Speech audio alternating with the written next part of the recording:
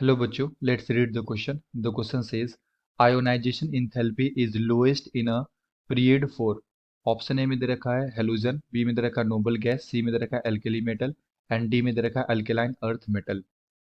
तो देखते हैं इसका करेक्ट आंसर क्या होगा। एंड फर्स्ट ऑफ ऑल बात करते हैं हम लोग की कॉन्सेप्ट। तो क्वेश्चन आया बच्चों आयोनाइजेशन एनर्जी से।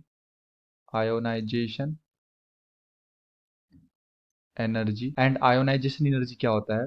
अगर हमारे पास कोई गैसियस एटम है तो इसके आउटर मोस्ट सेल से इलेक्ट्रॉन को हटाने के लिए जो भी हमें एनर्जी देना पड़ता है उस एनर्जी को हम लोग क्या बोलते हैं? Ionisation energy. आयोनाइजेशन एनर्जी या फिर इंथैल्पी बोल सकते हैं। इंथैल्पी है ना, गैसियस एटम के आउटर मोस्ट सेल से इलेक्ट्रॉन को हटाने के लिए जो भी एनर्जी प्रोवाइड करना पड़ता है उसे क्या बोलते हैं? Ionisation energy.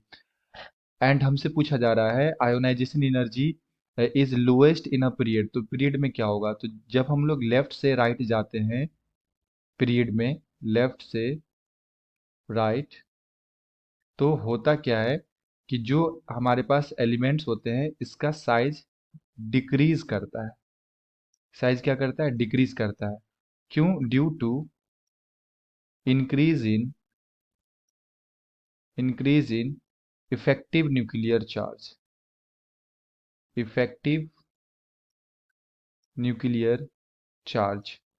तो जेड इफेक्टिव बढ़ता है जिसके वजह से साइज क्या होता है? डिक्रीज होता है।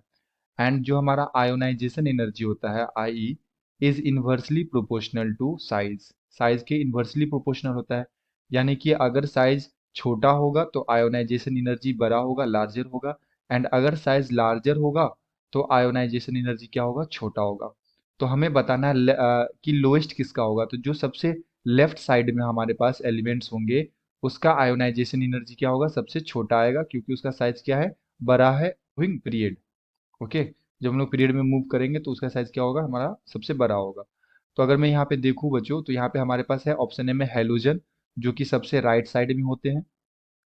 सब ग्रुप नंबर 17 में क्या होते हैं बच्चों? हमारे पास हेलोजन्स होते हैं like fluorine, chlorine, bromine, iodine.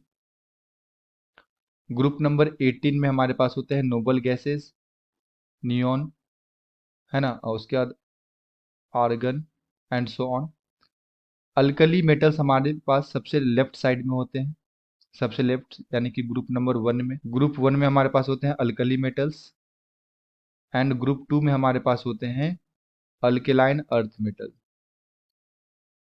Alkaline earth metal. Okay, तो इस तरह से होता है। तो सबसे लेफ्ट साइड में हमारे पास क्या है? ये हमारे पास है अल्कली मेटल्स। तो अल्कली मेटल्स का जो आयोनाइजेशन एनर्जी होगा ये सबसे कम होगा। ओके, तो अगर मैं यहाँ पे ऑप्शंस को देखूँ तो ऑप्शन नंबर सी में दे रखा है alkali metals. So appropriate answer is option number C. I hope you will be understood it well. Best of luck. Thank you.